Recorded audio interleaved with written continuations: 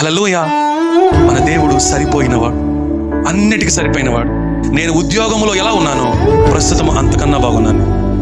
హల్లెలూయా, హల్లెలూయా. కొంతమంది జాలి చూపిస్తా ఉంటారు, అయ్యో ఉద్యోగం వదిలేసావా, అయ్యో అన్నారు. అడుగు తింటావేంట్రా, సంచి తగిలించుకొని ఇంటికి వెళ్ళి అడుగు తింటావేంట్రా, వాళ్ళు ఇచ్చే 10 రూపాయలు వీళ్ళు ఇచ్చే 10 రూపాయలు తీసుకుంటావేంట్రా అన్నారు నన్ను. నా సొంత వాళ్ళే అన్నారు నన్ను. మీరు చాలా మంది తెలుసు, ఆఫరింగ్ ఇస్తే నేను తీసుకోవడానికి ఇష్టపడను. ఇదే కారణం. డబ్బును బట్టి కాదు నేను వచ్చేది, దేవుని కొరకు వస్తున్నాను మీ దగ్గరికి అని తెలియాలనే ఆఫరింగ్ తీసుకోవడానికి ఇష్టపడను నేను, అంతేగాని తీసుకోలేక కాదు.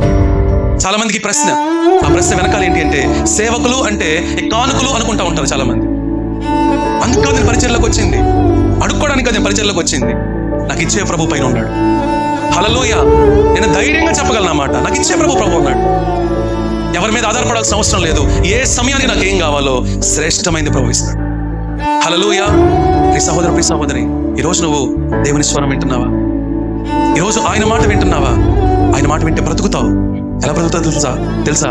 సంతోషంగా బ్రతుకుతావు.